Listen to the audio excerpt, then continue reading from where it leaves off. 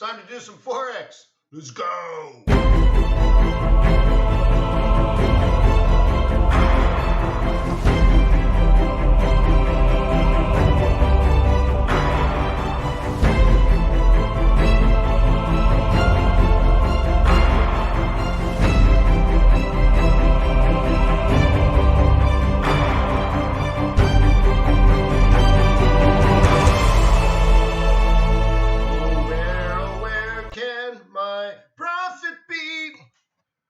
The Lord took it away from me. Oh, well, which coffee is it? I guess it's this one. Hang on. I'm looking at my chin. We'll get there. I don't know. We'll deal with that, huh? Hey, I love Forex. So, hey, welcome to the webinar. It is Monday. What the heck is that? I can't read that. Is that the 20th? Yeah, I guess it's the 20th. Is that right? Doesn't seem right. Is it the 20th, really? 20th, yeah. Monday, May 20th, 2019. This is Daily Forex Trading Strategy session hosted by the Forex.Today YouTube channel, sponsored by TradersWay.com. Today we'll conduct technical analysis, fundamental analysis, trader psychology, whatever you want. Let me remind you that trading is risky, not appropriate for everyone. Your past performance, good or bad, is not necessarily indicative of future results. Please stay small, stay humble, focus on the long term. Never risk money you cannot afford to lose. By the way, my name is Wayne. Nice to meet you. I've been trading currencies a very long time. Oh, what is it doing down here? I think that's how it's supposed to be, right? Hang on. Everything's messed up. Is that better? That's a little better. I guess that's better, huh? So, g'day, mate. My name's Wayne. Nice to meet you. Please subscribe. Please like. Please leave comments. Please let me know what you would like me to cover. And if you'd like my chart templates, they're in the chart description below. Make sure you visit TradersWay.com and open up a trading account. So I guess the idea is you can go get a demo right now and then take my chart templates, install, and you're fired up, good to go, HOTTOGO. Wait, that's not good to go, that's hot to go, right? You'll be hot to go, HOTTOGO.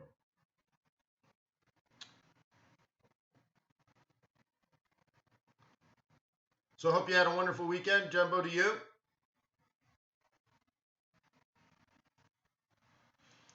All right, let's get on with it. Of course, I don't have my drawing tool. Son of a gun. Mondays are so difficult.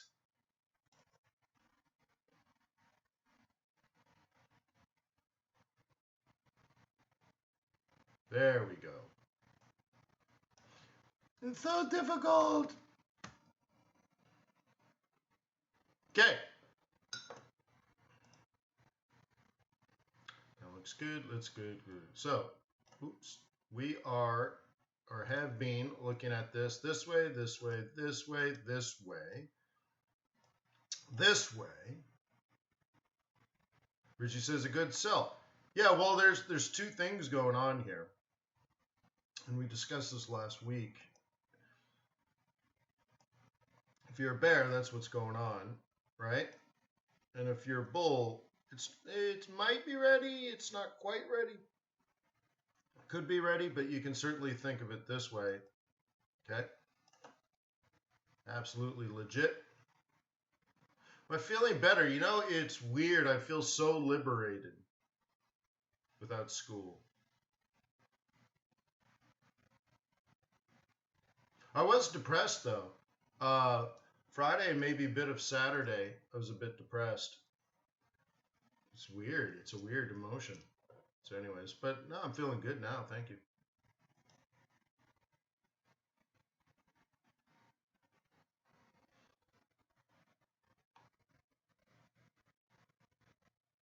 Okay, so that's a thought, right? You see that? So it really comes down to if you're a bull or a bear. It's pretty clear what to do if you know your bias. Okay.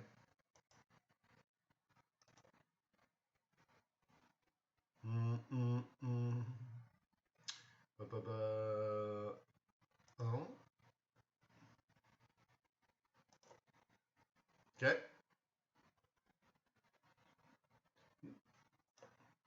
Now, when was it that this was last week, but we had talked about this range. You know, let me go further back here on this range. Oops, well, let's just clear that. So we had it like this and like this and like this and like this. But do you remember when we broke out and we were down here? I drew this for you.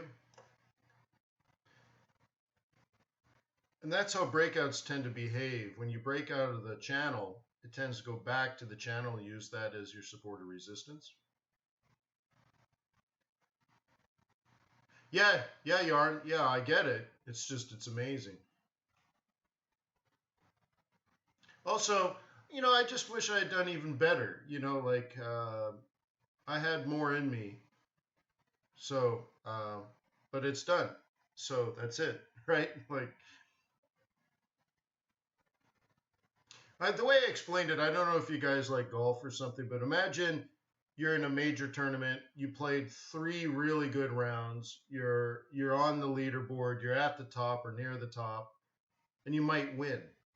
And then you shoot a 71.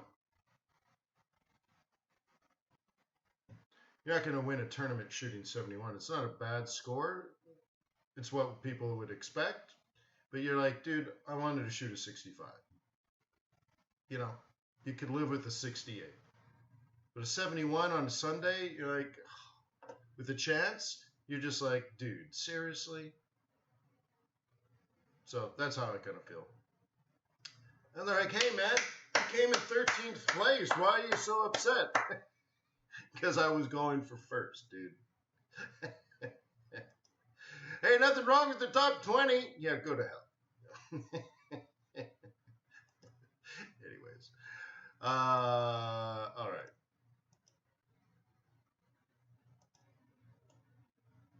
Yeah, we could do COT if you want to, Oscar.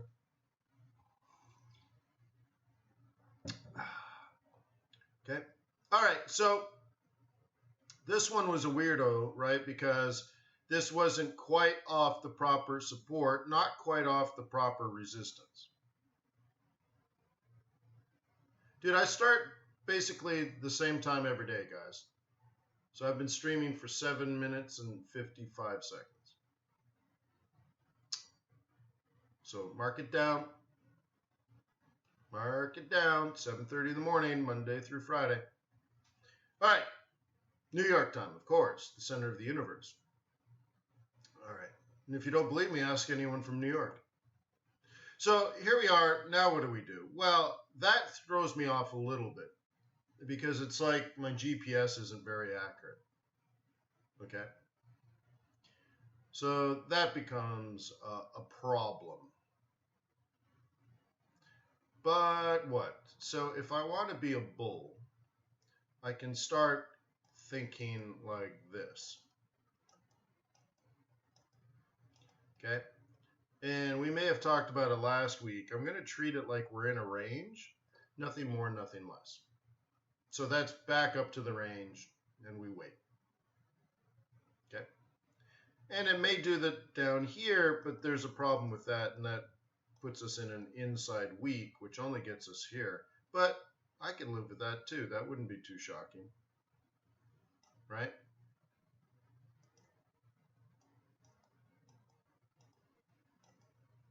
Eventually getting to here and then down. So we just do, the way I look at it was we're defining a range, and sometimes you may have noticed what, like you define a range and then it shrinks even, and then you stay in a range, you stay inside a range inside of a range, right?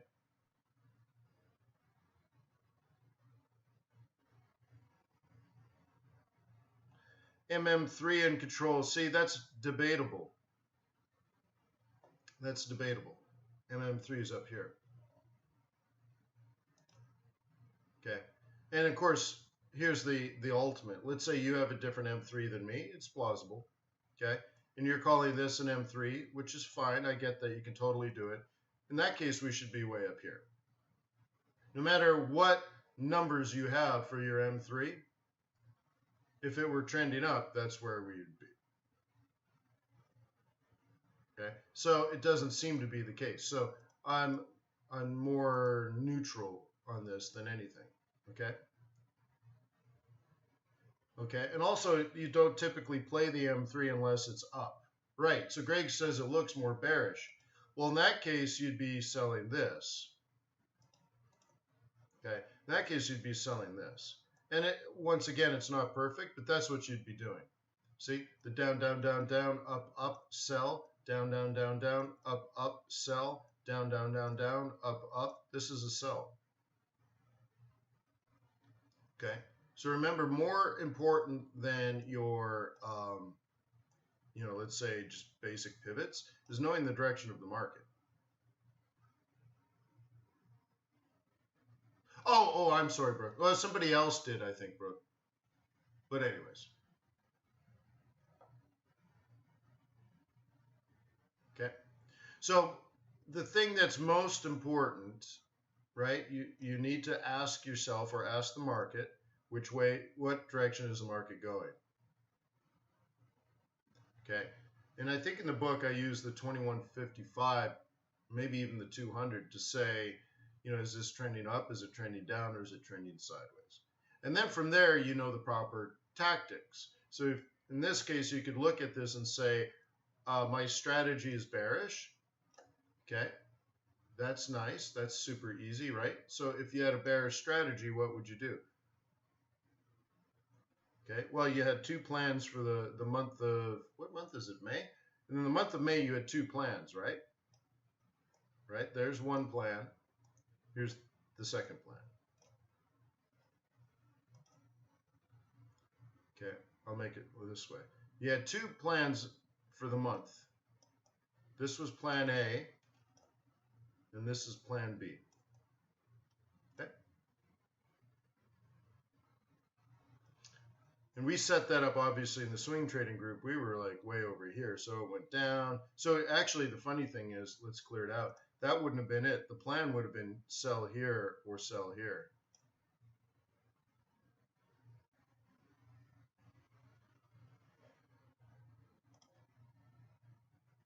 Okay. So what do we do now? Well, I wouldn't sell here because the bottom of the market, per our analysis, right now is in this sort of yellowish zone, right? So you don't want to sell there. But if you're a bull, are you at support? Yeah, you could. Are you in a bullish trend? So a bullish trend looks like this. Okay? But it doesn't look like that. It looks like this, right? So therefore, you're going to need at support. You need support first. So you basically have support down here. I'd say there's two levels of support down here, but it don't matter none. So you got support there. So now the next thing you need to be looking for is a reversal pattern here. Okay.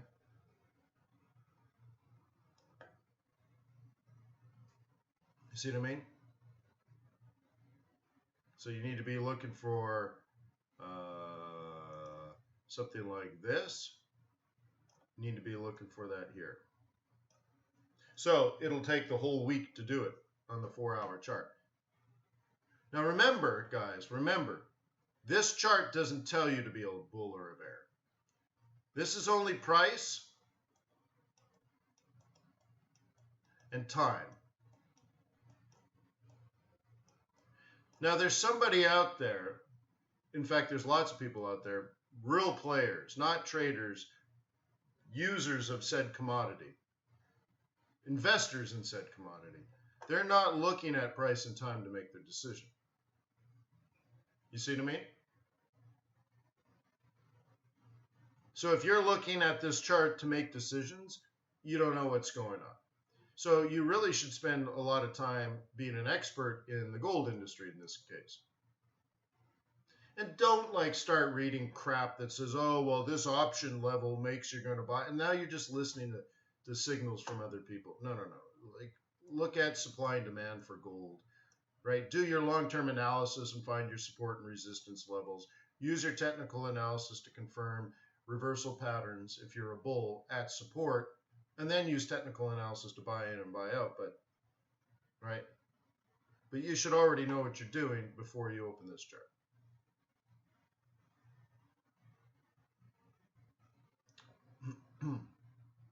Okay.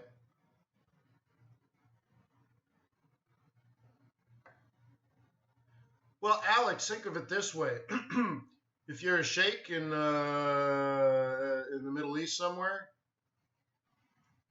and you decide you want to buy $1 billion worth of gold, are they looking at this chart going, oh my God, and they're making phone calls, buy $1 billion of gold from the Philippine Central Bank? I mean, no, they're looking at other things.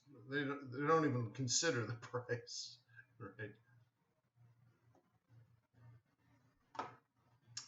So anyways, let's go.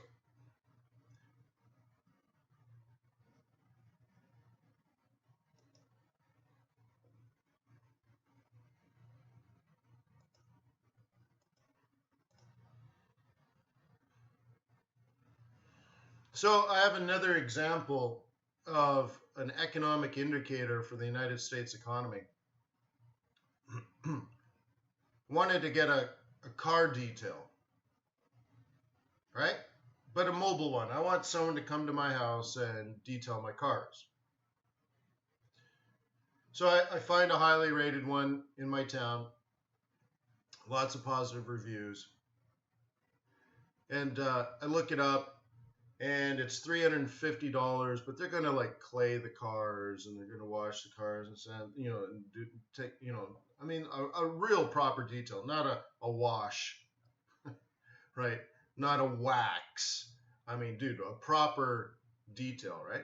$350 per car. So I'm like, cool. So I go click on schedule. The next available appointment is 1 month from now. What? 3 or 4 appointments a day, and there's nothing available until the end of June. Holy crap. There's that many people want their $350 car washes, right? Holy snap. And I don't live in I guess I live in the Beverly Hills of Georgia or something. I don't know, but it's not like that. It's not like, I'm still just shocked. I'm like, damn, yeah, they're so busy giving people $350 car washes. So I just put that down like, all right, we're in a mature part of the business cycle. Everybody's filthy, stinking rich.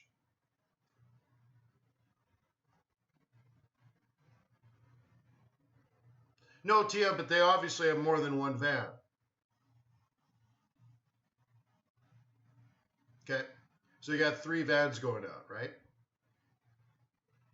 Because like the stuff, when you're claying cars and stuff, that's a full day, right? Yeah. Now I'm not saying he does 3 cars in a day. This is the company does 3 cars in a day. Yeah. But so anyways, that's a proper job. I mean, that's like, so anyways, they're like, come back. Reminds me of back in the 1990s, during the dot-com days. The story when I was a venture capitalist was some dot-com kid, dot-com millionaire, like literally a kid, 22 years old. He buys himself, like a multi-million-dollar place in Los Altos Hills, I think it was. And so anyways, he's renovating the place, and he's putting in a swimming pool.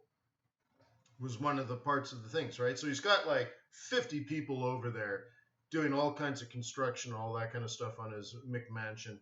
Anyways, the pool guy shows up, in his Lamborghini. The pool guy. Anyways, the pool guy shows up, and he's like, yeah, we'll put in a pool. It's going to be like super expensive because the guy wanted lots of stuff. Okay, fine. We get that. Right? .com money, right? If you make free money, you get a nice pool. So anyways, the kid says to him, all right, great. When's it going to be done? And he's like, November. And the kid's like, you know what? Every year I throw a party. Right? Every year I throw a party like 4th of July or something, which is like 6 months out, right? And he says, I want you to have the pool done by 4th of July. And the pool guy says, no. Like, he's like, why not? He's like, I don't have enough resources. I don't have enough men. It's just like, I'm booked. I'm putting in pools, right? I can't even start your pool until after 4th of July. And the .com kid leans forward and says, I will give you $1 million bonus. If you can get the pool done by 4th of July, just move my pool to the front of the list. I will give you $1 million bonus. And the pool guy says, not interested. It wasn't enough money. You're like, what? So even the pool guy is like, no, dude, I got a reputation. I got a real business. I'm booked all the way out. I don't need your stupid money. Screw off. Go find somebody else. I make the nicest pools, and that's that. So anyways, I always thought that was good. Right? And of course, 2 years later, the pool guy was probably dead broke, right? And he ran out of dogfood.com. Right? But anyways. Yeah. So anyways, maybe we're there. Like, the reason I bring this up, because, we're economists, right? And I'm looking at this like, when is it a sign that the economy is at that point where it's going to roll over? Well, how do you judge inflation, right? Well, when does it get to a point, let's say, where this guy that runs the detailing company, he goes from 3 vans to 12 vans? There's a lot of things going on there. First of all, he's going to borrow money, and money's cheap, so he's going to get it. But that's how you create inflation, right? So now he goes out and he buys a bunch of vans, and he gets, gets all the vans wrapped, and then he's got to buy all the material, right? So that cheap money gets put in the economy. Now it's booming again, right? But we're also at full employment. Do you guys know the lemon laws? The law of lemons is actually what it's called. In microeconomics, do you know what the law of lemons is? It has to do with asymmetric information. Well, I'll use a different example. The law of lemons, I was going to give one example, but I'll give the law of lemons. The guy that won the Nobel Prize, and I can't think of his name, but he did the law of lemons, and he applied it to the used car market, right? So when someone goes out to buy a used car, they don't know if it's a peach, which in America means it's an awesome car, perfectly taken care of, driven by a little old lady, right? Low miles, high quality, always maintained. The car is perfect. But there's also cars out there that are horribly maintained, driven like a bat out of hell, right? All that kind of stuff. And the reason the guy is selling it is he took it to the mechanic, and the mechanic says, yeah, your transmission's about to blow, or you got a crack in the block, and, this is not a good car. So the guy decides to sell it. So that's called asymmetric information. The seller knows all about the car. The seller knows if the engine's got a cracked block and the transmission's 80% blown, or if it's perfect, right? So what happens if you're a buyer? You go up there and you realize this risk. You're like, I don't know if this is a good car or not. So you put in a low bid. Well, the problem with this is all the best cars are worth more. So they won't sell it for cheap. But the market doesn't know that, so they only offer cheap. So now the sellers of these cars say, well, I want to sell my car, and it's an awesome car. It's worth $10,000. But you notice that they're only selling for 5 or 6 or 7. You're like, I ain't selling this for $6,000. This car is awesome. I put a lot of money into it. I maintained it and stuff. So they don't sell it. You understand? So they take the car out. They never sell their car because they'd only get $6,000. And they're like, I'll just keep it. So what happens eventually is you go to buy a car, and they're only crappy cars. They're only crappy cars, right? So when you're at full employment and you're this detail guy and you want to go out and you want to expand your business because your 3-van business is booming. So now you go out and get cheap money. You rent, you lease a bunch of commercial vans, and you go out and you want to start hiring people. They're all idiots because the people with job, the good people already have jobs. It's these guys that just now are getting a job, right? So there's lots of things that create the tipping point of an economy going up and then the economy coming down. One of them is financing charges, right? So if those vans, to lease the vans, got expensive, now you have to sell more or clean more cars, and therefore you got to get more guys on the road, and then you maybe have to charge more money right? Now, if you have to charge more money, then maybe you do less details. There's a lot of things going in there. So I'm trying to figure out, like, where does this roll over? What's the financing charges on the vans or leasing charges? What's the quality of workers this guy's going to get? All that kind of stuff, because at some point I have to go from bullish on the economy to bearish. And how do you know that? You pay attention. Do you read that in a Wall Street Journal? Do you see it on Bloomberg or CNBC? No. Because by the time that happens, it's already done. And even then, they don't recognize it.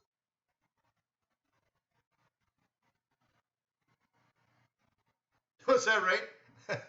Well, what about moral hazard? That's probably the next one, Albert. Yeah. Interest rates are dead at the moment, even globally, right? So this would make an interesting research topic. Things like an inverse yield curve would not be a leading indicator of a market because we don't have high interest rates. And of course, for some reason, these guys don't understand that the reason we don't have high inflation is because of how capitalism works. Rich countries get poor countries to make things for them, and we trade with them. That lowers inflation. And the poor country suddenly now has cash, right? Like Turkey's problem is they're not really part of the global economy. Otherwise, they would have tons of foreign reserves. Europe would be buying stuff from them. America would be buying stuff from them. Canada would be buying stuff from them. Australia and New Zealand. They would just have this huge, look at China. They have so much foreign reserves, they don't know what to do with it. They're drowning in it. It's a problem. Turkey's problem is they don't have any foreign money. Well, get apart, become part of the global system, right? A lot of African countries have that problem. Like, no one wants to do business with them. So they don't have any money. They only have their local crappy money, right? Well, you need foreign money. You want business partners. So Turkey should get on board, but it doesn't look like Erdogan wants to be part of the global economy. Well, that's why the currency is weak and interest rates are high and life's probably challenging for locals, right? There's lots of examples of that. So anyways, capitalism's working if there's no inflation anywhere, yet we're still going out buying fancy cars and giant TVs. So anyways, back to that's investing, that's economics. We'll get back into trading here. But I want to point these things out. Like, I pay attention. Wherever I go, I pay attention. Whoever I talk to, I pay attention. Where do you get you, Jason, are the expert. Right? Who's going to save who's going to save my family when the shit hits the fan, pardon my French? Jim Cramer? On CNBC? No, so I got to pay attention. So I look at things like rents and occupancy levels. That's going to be the big thing, I think. But there's a second plan that I'm wondering will happen, that we never have another recession. Like, typically you have boom and bust cycles. but maybe because we can't raise interest rates and there's no inflation, what if we stay in this economy? And this was what was pitched before, so I don't expect it to happen. But like, I think it's more likely, let's say, for Europe, and that might affect us. But what if Europe just stayed slightly positive for the next 30 years?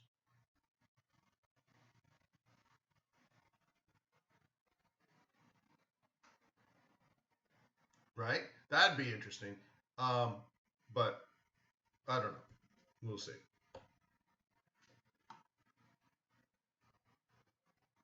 So, yeah, so where do you get a fundamental bias? You talk to car detailers. You talk to car rentals places. You talk to the construction guy. You talk to the landscapers. You talk to the workers at restaurants. My wife hates shopping with me because I look at everything. Literally, I walk down up and down every aisle. She's, "What are you doing?" I'm like, "I'm just observing." That is not a joke. Okay. What about global contagion? You mean like an economic crisis? Well, 70% of the U.S. economy is the U.S. economy. So as far as we're concerned, there is global contagion. The entire global economy sucks, except America. Filthy, stinking rich. And there won't be any inflation because as long as the rest of the world is poor, we can buy stuff from it cheap, and there will never be inflation here. So there probably is already global contagion.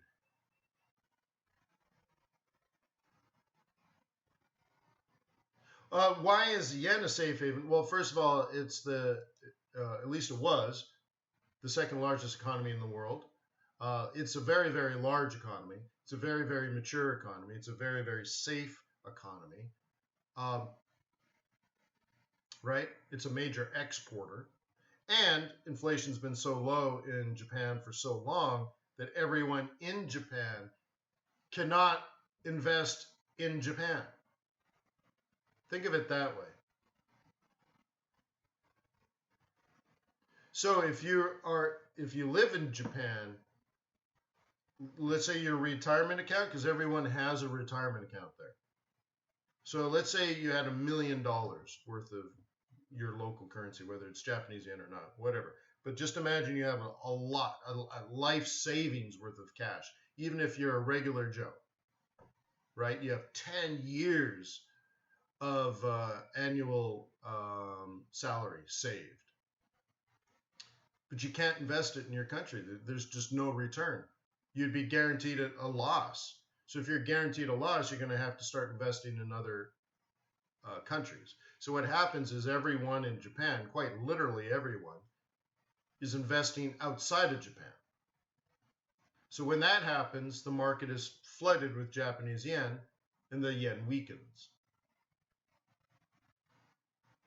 So when the economy is good, the Japanese yen is weak because every single household in Japan is moving their money outside of Japan. You see what I mean? Quadrillions and quadrillions and quadrillions of Japanese yen hitting the global interbanking system. And the Japanese yen gets weak. Now, when the economy starts doing poorly and returns become poor or bad, bad returns are being made globally, all those investors bring their money back home where it's safe. So if the stock market drops 10% in the United States and Japanese investors are heavily exposed to that risk, they bring all that money home. They cash out and they bring it home. And the yen gets strong as the U.S. stock market falls. Another thing you could do is you can Google Japanese housewife, but I don't know that you probably get a pretty bad website now. But it used to be, I remember even Bloomberg, I was doing an interview in the Bloomberg studios. Actually, we weren't in a studio. I was just standing out in the hallway and there was a camera, and so the cameraman and a producer and an assistant producer. We were all standing there, and they were just asking me questions.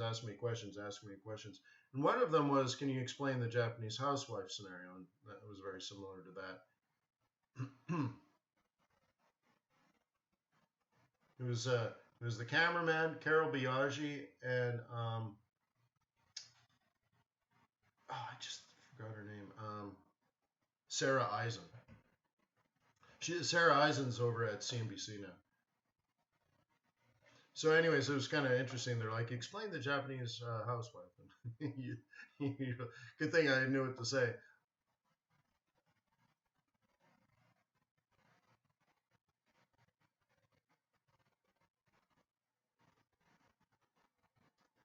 Well, Ali, that's difficult with the carry. So, yeah, normally I want to see a weak dollar, but it's difficult with a high yield. It's a very unusual situation. All right. So, anyways, let's move on. Oh, thank you for subscribing, guys.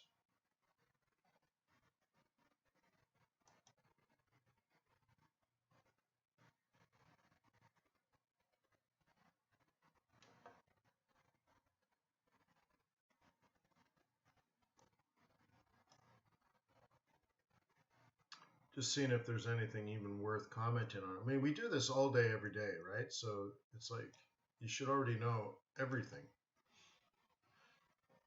But it comes down to, like, do you want to play this as a breakout? But, I labeled this 4 or 5 days ago, so now we're back to here. It's like, now, what are you going to do? So if you're going to treat this like a breakout, as I already drew, you should get ready to buy it.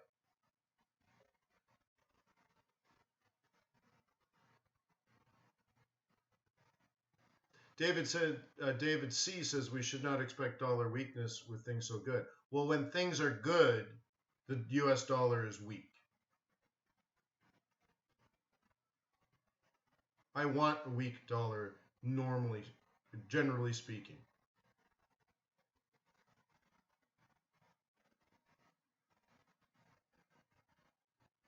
Okay? Right? But anyways.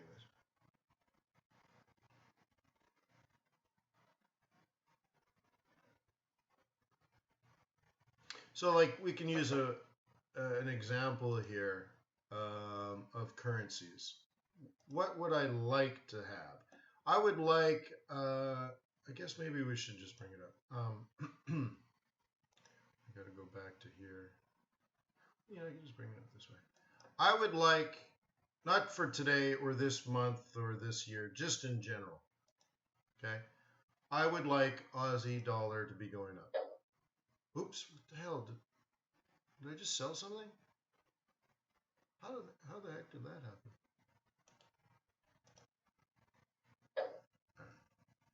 I must have clicked that. Wow, I gotta be careful. All right, so Aussie. Typically, I want Aussie dollar to go up. So let's talk about the US dollar. When America is rich, USA rich, that means everybody in America has money. So you ask someone to get off their lazy butts and do something, they say, no, man, I don't want to do it. I'm poor, but I don't want to clean toilets for a living. Well, then you ain't that poor. Right? But what happens is when America is rich, they start buying things. Okay? So they go to Home Depot and they buy a barbecue. Let's do it that way. BBQ. Is this barbecue made in America? Is it a Weber or is it some other random name?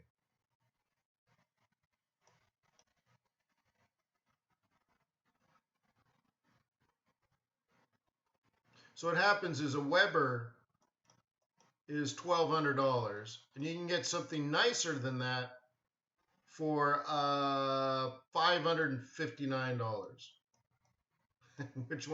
Which one do you think gets sold the most at Home Depot? Hey, dude, some people buy these, but most people buy these, and it's an awesome barbecue for $559. It's awesome. The funny thing is, Weber probably pays $559 for the stainless steel. I know this because a friend of mine manufactures things in his business. And he was telling me one day, he's like, dude, when you look at the price of that stainless steel barbecue at Home Depot, he's like, if I were to try to make it, just the material would cost me that much, maybe more. So I'm quoting a manufacturer. Okay. So anyway, so it gets made in some other country. Okay. Why? Because the material might be cheaper, but most likely the labor is cheaper. So when USA is rich, everyone starts buying stuff, right? TVs, right? TVs from South Korea, laptops from China, right? So on and so forth. So you notice these arrows are going away. I'm going to say this is USA.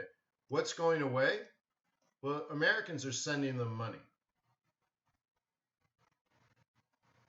Okay? Money to South Korea, money to China, money to France to buy French, fancy wine, money because they're going on vacation in London and all this kind of stuff, right? All this money leaves USA. And it goes to the interbanking market. Another way of saying that is the supply of dollars goes up.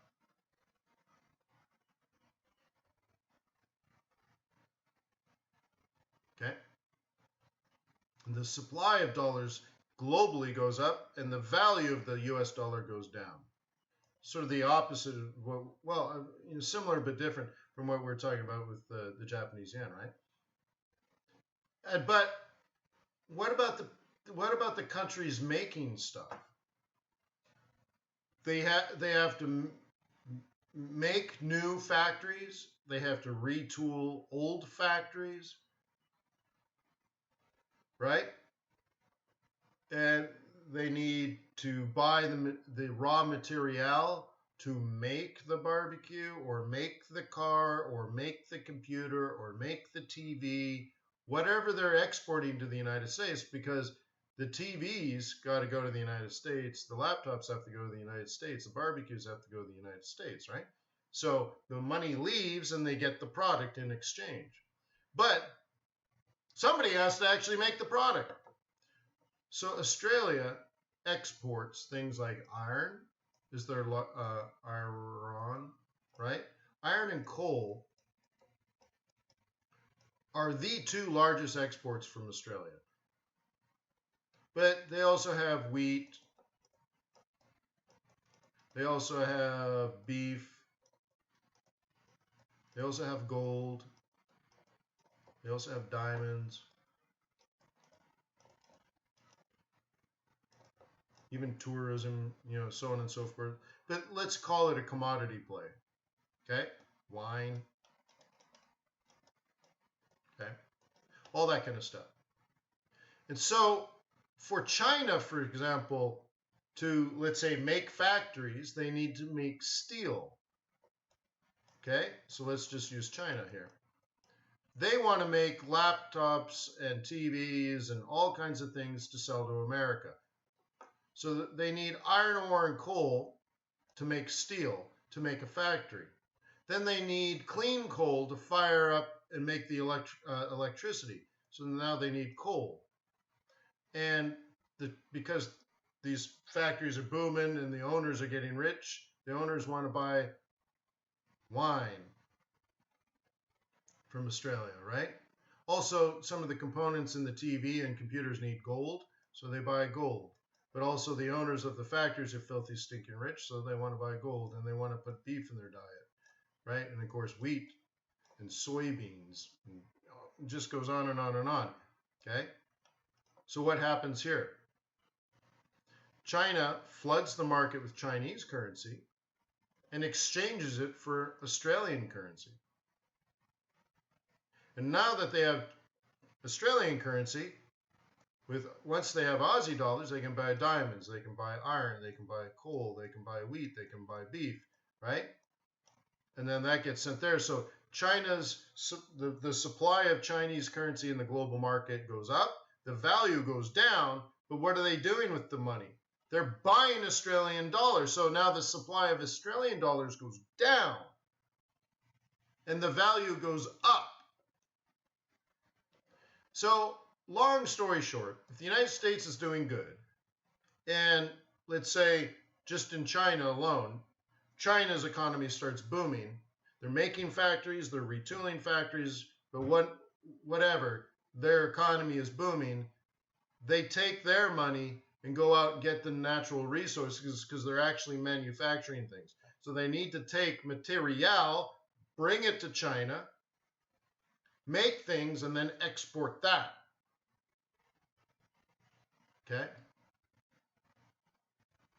Is this flighty? No. It's just literally, you're doing it, Michael. Every time you go buy a product at the store, if it's not made in your economy, you are putting your cash in the global financial system.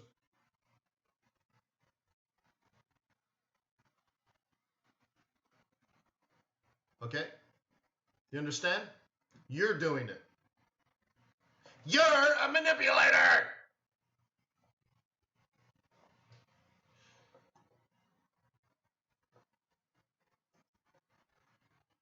Okay?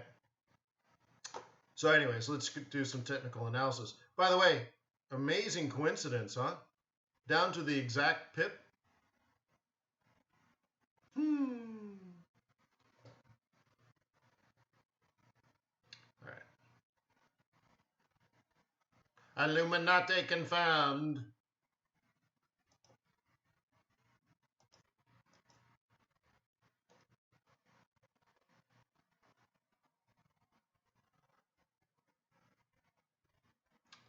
Well, so when you buy something from China, you put your currency into the foreign exchange system because you're exchanging your currency for Chinese currency, essentially. I mean, somebody eventually does. So you give your money to the store, and then your store places an order, and then that order, eventually the money, someone has to buy the stuff from China, and they'll sell it to the buyer for money. So your local money goes and gets exchanged, right? So your local money goes into the foreign exchange market, and you're buying Chinese currency. Now, China has this, and then they go out, they need to buy stuff to make things. So now they go shopping. They're like, okay, we're going to make a TV. What are we going to need? Well, we need some aluminum. All right, let's go buy some aluminum. We're going to need some gold. Okay, let's go buy some gold. We're going to need some polymer. All right, let's go buy some polymer. What else we're going to need, right? And they go through the checklist, and they go shopping, and they start buying things. Now, China has a really awesome economy with lots of natural resources. They just don't have enough. They have more than almost every country on the planet, except probably Canada, the United States, and Russia, right? China's got lots of oil and lots of coal and lots of iron and lots of everything. They just don't have enough, or they can't get it fast enough. So they have to reach out and go get whatever they can globally. So they go shopping. Well, when they go shopping now, they're exchanging their Chinese money for foreign money. So if they go to Australia and they need iron ore and coal, they need to exchange for Aussie dollar. Then if they want some oil from Canada, they need some Canadian dollar. They want to buy some milk from New Zealand, they're going to need New Zealand dollars. If they need soybeans from Brazil, they're going to need real. Right? And so on and so forth. You got to go out and spend while you're exchanging money. Right? So, every time you do that, you're increasing the supply of your currency in the global market, and you're demanding something else, which means you're removing it from the global economy. So it's the net, sort of the aggregate, if you will, Does the United States sell more to the world, or do they buy more from the world? That's called net exports, by the way. Right? That's net exports. So you can look at the net export data every country in the world. Right? So GDP is equal to C plus I plus G, right? Plus imports minus exports, net X, okay? Consumer spending, business investment, which is business spending, government spending, the amount we import minus the amount we export. So in the United States of America, M is bigger than X. America imports more than it exports, but it exports a lot. But it imports even more. So there's a deficit. I can't spell on this thing. There's a deficit. But in Australia, there's a surplus. In Australia, we'll do this one in blue. Australia exports more than they import, which means there's a demand for their currency. See, America floods when the Americans are filthy, stinking rich. They flood the world with their money. So when things are awesome, the US dollar is weak. Now, and the reason I bring this up is someone in the chat about probably a half an hour ago said something about the US economy being good, so the dollar should be strong. Well, in this sort of blip in time, that's true, but generally speaking, that's not true. Okay? Now, if the global economy was doing well, they would buy some of Australia's wonderful natural resources. Did I get it backwards? Exports minus imports? No, yes, whatever. It all should still work out, Joe. But yeah. So anyways, Australia exports more than they import. So if China, for example, or South Korea or anybody else was buying Australian iron ore or coal or gold or diamonds or wheat or beef or wine or all the other wonderful things they have, right? More money would go into Australia than out. Therefore, the value of the Australian dollar should be high and should be going up and up and up and up and up and up. Meanwhile, if things are doing awesome in America, they should be buying more and more and more and more stuff from foreign countries because America is expensive. Why would you buy a $1,200 barbecue and you can get something even better for $559, right? So anyways, when things are awesome in a normal world, now it's been an unusual 10 years, right? But in a normal world, I'd love to see this currency pair going up and up and up because it means the economy I live in is doing awesome, right? And an economy that is supplying material to economies that are manufacturing that then send us stuff for cheap is good.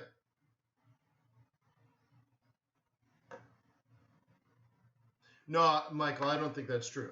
I believe the United States is exporting a lot, but it's a substitution effect. So I believe the United States is importing less than it used to, but no.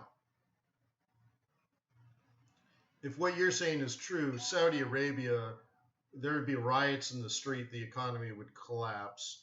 It'd be chaos, zombie apocalypse in the Middle East. That we're not there yet.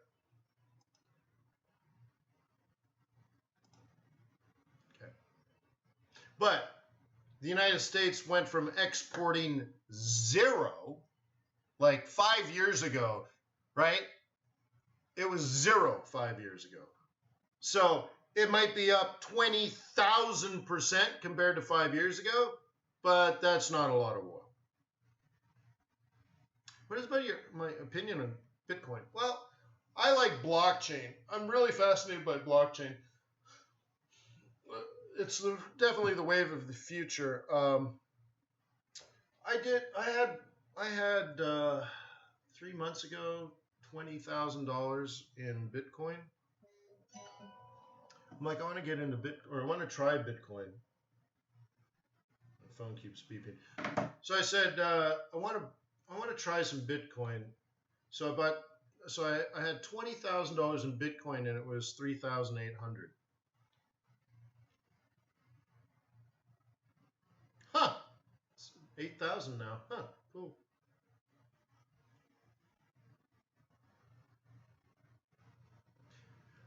But the sad part of it is it seems to be a market that is still, generally speaking, gambling. I look at the foreign exchange market like an ATM machine. It's just so forward, so straightforward. It's really boring. Forex is really boring. Now, 20 years ago when I started, it was crazy exciting, like Bitcoin is now. So Bitcoin will get boring. But now I love the fact that Forex is really, really boring. You come to your charts, you click a couple buttons, you make money. There's no freakouts, there's no craziness, there's no wild, wild west like it used to be. There isn't 500 pip gaps over the weekend.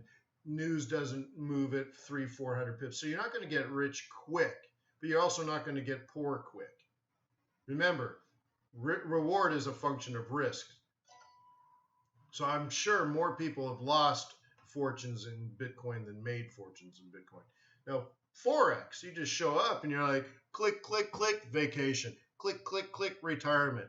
Click, click, click, car. Click, click, click. It's just, it's a business. That's what I like about it. It's a business. What do? I run a foreign exchange business. Right? Some of those Euro, remember last week I showed you, what did I have? Euro Czar, right? I showed you some of the exotics. Where is it here? Yeah, so here's these, I have a bunch of Euro Czar. They're not performing that well, right? So I sold here, I sold here, I can't see it. I sold here, and there's another one here. I'm break even now. I can't remember where I traded that one. So I got all these trades on, right? And then I had this one and I already got profit. But anyways, I remember doing it. So long story short, though, they're performing okay. They're doing all right. Okay, that's great, right? But I've made 17% return on investment on interest alone. So that's what I like about Forex. It's like, it's the get rich slow model, that if I just do nothing and sit on this, right? Like, gee whiz, it's been 3 weeks and I've earned 17% return on investment in interest payments alone that I've collected already in the bank. You're like, dang, boy. You're like, holy smokes. Oh, yeah, and by the way, I'm up 1,000% in pips. But, no, well, I shouldn't say that, but enough, So it's like, I love Forex. It's so boring.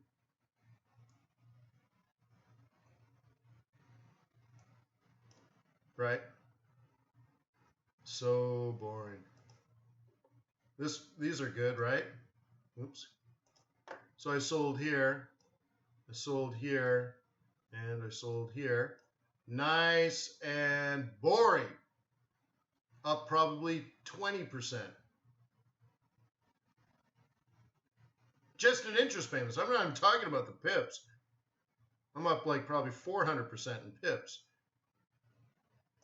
But I ain't laughing at the 20%. I love the 20%. Look, I can't lose any money. Stops at break even, stops at break even, stop. So like, that's the part I love. Like, it's a business. So what do? I just sit there and collect interest all day. No, I showed this last week, Alex. It was just, these are just, whatever. That's the part I like. It's so boring because it's so straightforward. You can count on it.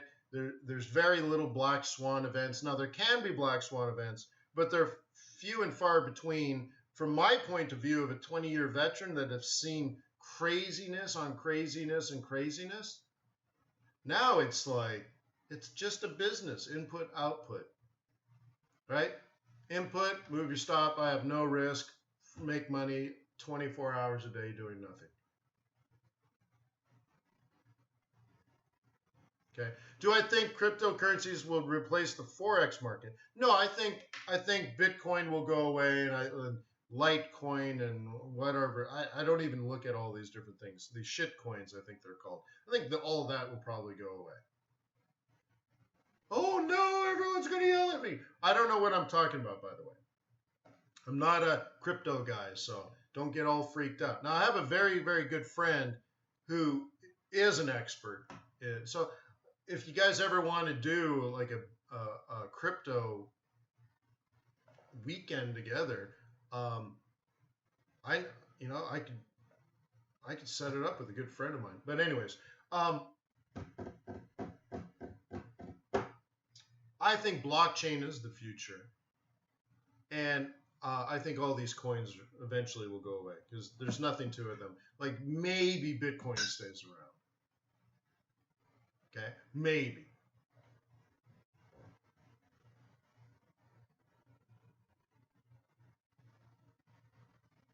Okay.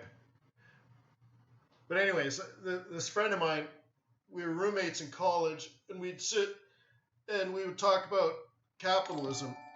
He was a foreign exchange student, sort of. So we would sit and we'd talk capitalism, like very, very deep. He's very entrepreneurial. I'm very entrepreneurial. We'd have conversations for hours and hours and hours and hours, like very serious, change the world kind of stuff. And then he went home and made millions. He was like 25 and he was self-made millionaire. I think he was younger than that. And it was stuff that he designed. He was sleeping on a mattress on the floor in my house. I was a leader in the house. Anyways, and he was writing business plans on a piece of paper, and he turned that into millions of dollars. So he's that kind of guy. Like he's done that. Now he's in crypto and done very well. Now he does ICOs and all these different things, and he's doing really well for himself. So anyways, I can bring an expert in. But it comes down to the blockchain, I think, is what's going to last.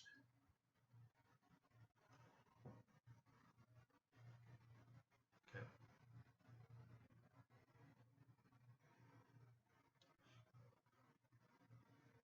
Cool. Okay, so let's do some, what would you like? You want to name another currency? What do you guys want to cover?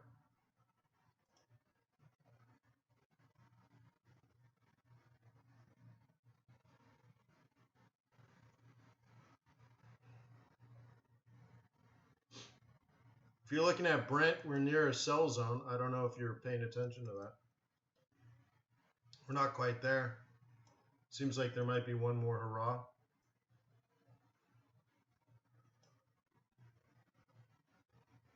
Peso? It's only the 20th. That's too early. Let's do peso next week. Okay? Because you're not trading USD peso for a carry, because against the US dollar, that's not cool. So it's if we're doing a flow trade, it's too early for that. So yeah, I don't want to get sidetracked. So I'm just saying that personally. I don't even want to look at it because God forbid I want to trade it. I don't want to trade it because I'm a flow trader on that. USD Swiss franc.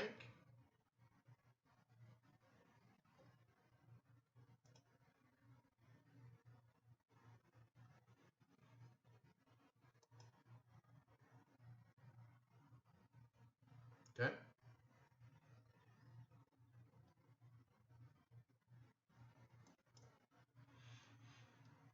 I think we started on this one. So it looks like John wasn't in the webinar at the beginning. Come on, Johnny. Yeah, we started on this one, John. Okay.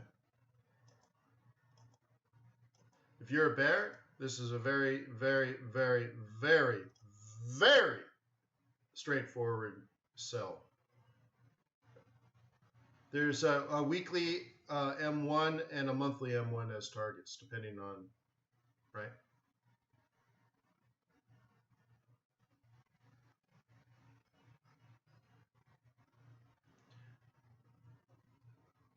Bots? No, I don't think so, Brawl, because bots are really good if you don't know how to make a trade plan. If you just generally suck as a trader, then you're going to have a bot make you money day and night while you sleep. It's sort of a fool's dream.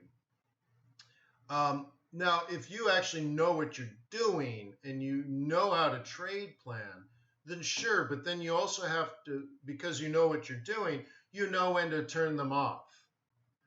For example, I know when to be selling yen, I know when to be buying yen, generally speaking. I know when the market's going to be volatile, I know when the market's going to be consolidating, I know when to be aggressive, I know when to be conservative, by analyzing the charts and understanding things like seasonality and stuff like that. Your bot doesn't do any of that. So if lots of people are like, I don't know how to trade, I can't figure out the market, it looks like total chaos, right? So therefore, it only makes logical sense to have a bot do it, because now it doesn't get emotional, it only trades. That's a fool's dream. It's a fool's dream. Okay.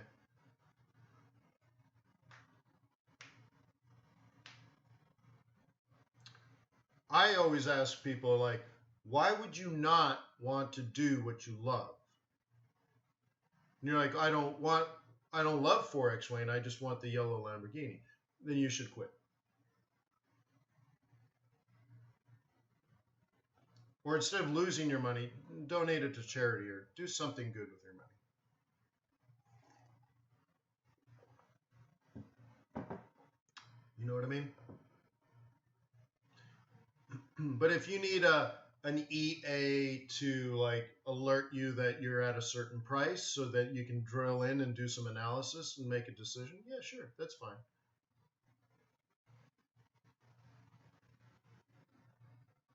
Well, Jimbo, what I'm saying is if you don't have the skills to begin with, and you're relying on your EA to manage your net worth, your family fortune, and take care of your children.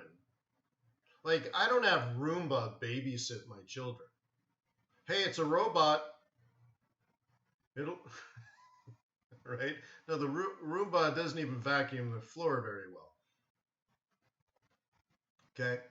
But if you need it to do like basic routine tasks, right, for you, yes. But if you need it to think for you, no. There's a difference.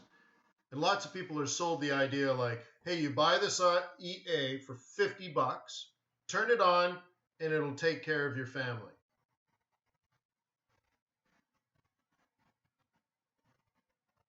That's a pipe dream. Okay? But if you're doing things like, I like indicators that draw, like, I guess I can do it this way. I like indicators that draw little lines and little colors by doing math for me. Okay? I am capable of doing the math. I could just do the math and say, all right, R1, central pivot, and here's the M1, and okay, there. What's the high, low, close, divided by 3? Oh, that gives me here. And then what do I do this plus that, and then I get that. So, okay, I don't need to draw my charts by hand. And then could I use an indicator or an EA that says, hey, alert me when we get in this zone, or alert me when we get in that zone? Yeah, sure. But to make decisions, no. forget it.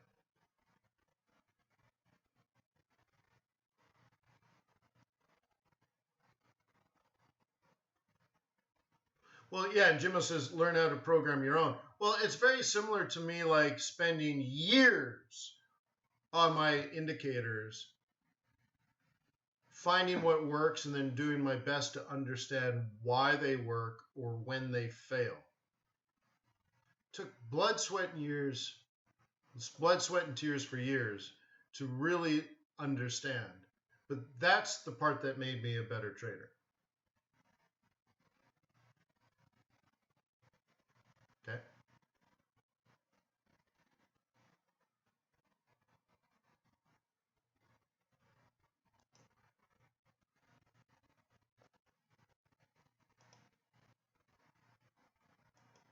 Yeah, I believe we did do all the ends.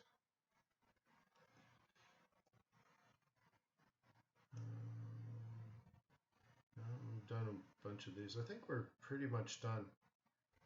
But my point is, guys, you're running a business and you're taking care of your family and your loved ones. You might have a spouse, you might have children, right? You might have employees when you expand.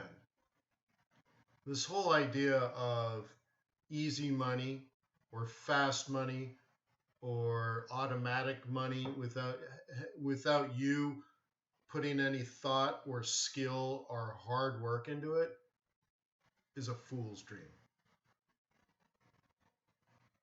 It's never happened anywhere in the history of mankind. Now, man has been chasing this dream since the beginning of time. Oh, for sure.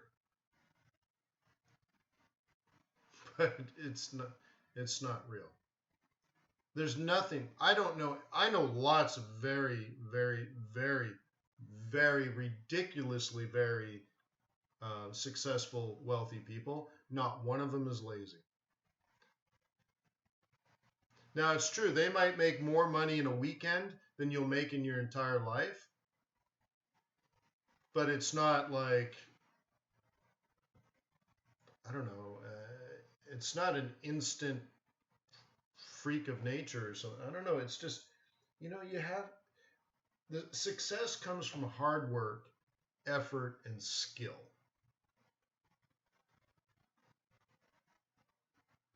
Okay? That's it. Hard work, right? Probably discipline. Hard work, discipline, and skill. And generally speaking, lots of sacrifice. So if you're trying to skip around all of that, you don't get it. Like, you don't get the meaning of life, sort of thing. Like, I'm not talking Forex here. I'm talking about how to run a successful restaurant. I'm talking about how to be a farmer. I'm talking about, being a banker. I'm talking about being a baker, right?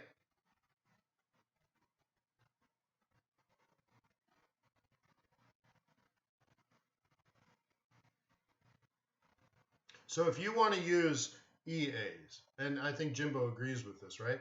If you want to use EAs or robots, if you want to call them that, then spend years mastering technical analysis in Forex and maybe even fundamentals so you understand things like seasonality and money flow, because these are things that definitely, without a doubt, impact Forex. And once you've spent years, once you have a PhD in the foreign exchange market, then bust out an EA. Yeah, go. But if you're shopping eBay or Fiverr or some other place and they want to sell you a thing that you plug into your MT4 to make you rich, if it's less than $50 million, even if it is $50 million, but like, dude, seriously, just think about it. It's not. It's a dream.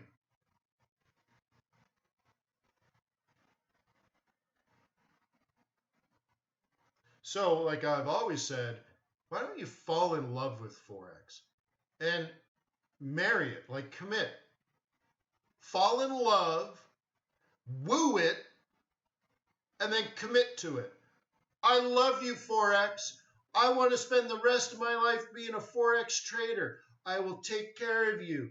I will work hard. I will make sacrifices, but I will protect and nurture our relationship. I love you, Forex. Huh? Can you even see this? I don't even know if you guys can see this. I don't know if you can even see it. I love Forex! Yeah. When I was in California, I drove a beautiful convertible, and it said, I heart Forex on it. That's a legitimate, real license plate. There you go. I committed a long time ago. I love Forex. It's the greatest thing ever. I'm in some Euro-ZAR trade that had paid me 20% return on investment in 2 weeks, 2.5 weeks. Like, oh my God, you kidding me? I have my stop at break even. So I'm earning whatever that is. So I can sit on it forever and ever and ever and ever and ever and ever and ever and ever and get busted on a break even. Well, I had an opportunity that was paying me a high ROI, but I also might make 10,000 pips on it too, on top of that. And I don't have to work hard. I don't even do anything. That's the power of Forex.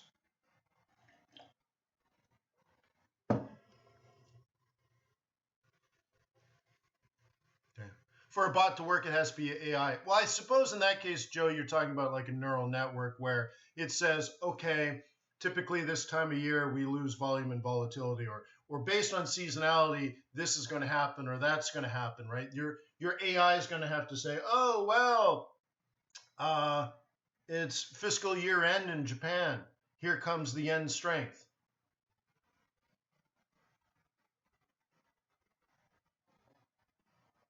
Okay.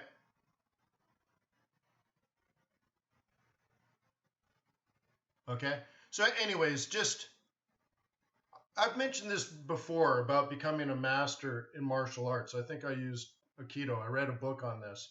And the whole idea was to become a master, you need to just enjoy the process or enjoy being in the moment. You can't say, when can I get a black belt? When can I get a black belt? I want to get a black belt faster. I want to get it faster. What if I pay more money? Can I become a black belt? You never become a master that way.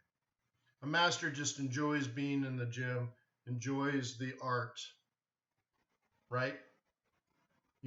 That's how a master, you need to elevate yourself above this pressure, above time, above desire or whatever, and just become a master. You enjoy the process. You enjoy teaching people how to hold their thumb properly. Not like this, because when you punch someone, you break your thumb. You hold it like this. And when you snap back and you go snap, snap, right? And you're teaching, and your desire is perfection out of honor. Your desire is discipline out of honor, right? And you truly become a master of your art. So, like, I don't want to rush Forex. It's not a get-rich scheme, but oh my God. And you can earn like 1,000% a year on interest only. On top of that, earn pips. This is the greatest thing in the world. Why would you want fast? Why don't you develop a skill, develop a business, run it like a business? You can do this the rest of your life. So why don't you commit? Take it slow, but commit. I love you, Forex. I want to spend the rest of my life with you, Forex, and I will nurture and care for you. See you tomorrow.